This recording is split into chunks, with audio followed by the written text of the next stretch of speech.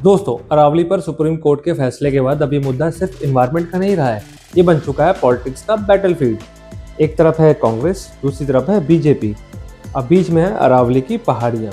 सवाल ये है कि कौन सच बोल रहा है, कौन पॉलिटिक्स कर रहा है। चलिए पूरी तस्वीर समझते हैं। कांग्रेस और कई ऑपोजिशन लीडर का कहना है कि सुप्रीम कोर्ट के फैसले के बाद अरावली का लीगल प्रोटेक्शन कमजोर हो गया है। कांग्रेस का आरोप है कि 100 मीटर रूल से छोटी पहाड़ियां प्रोटेक्टेड से बाहर हो जाएंगी, जहां आगे चलकर माइनिंग और कंस्ट्रक्शन बढ़ेगा।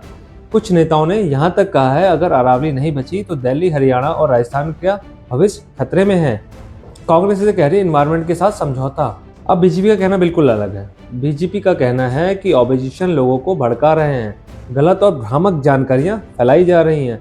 बीजेपी के मुताबिक सुप्रीम कोर्ट का फैसला एनवायरनमेंट के खिलाफ नहीं है। प्रोटेक्टेड एरियाज में माइनिंग पर रोक बरकरार है। ये फैसला डेवलपमेंट और प्रोटेक्शन के बीच बैलेंस बनाता है।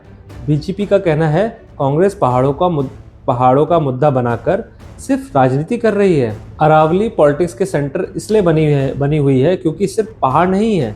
अरावली का सीधा असर पड़ता है दिल्ली एनसीआर के पॉल्यूशन पर, पानी के सोर्सेज पर, हीट वेव और क्लाइमेट पर, लैंड और माइनिंग बिजनेस पर। यानी जहां पैसा, कंस्ट्रक्शन और एनवायरनमेंट तीनों मिलते हैं, वहीं पॉलिटिक्स भी तेज हो जाती है।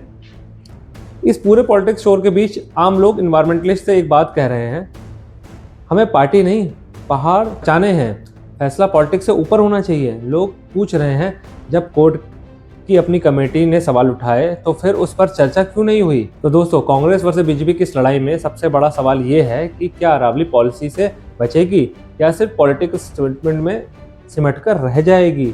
सच यह है कि नेचर को ना पार्टी समझ आती है ना पावर, उसे सिर्फ प्रोटेक्शन चाहिए।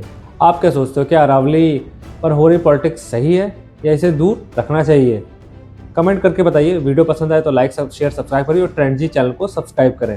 अगली वीडियो में हम समझेंगे गवर्नमेंट का ऑफिशियल स्टैंड क्या है, माइनिंग पर सच में बैन है या नहीं।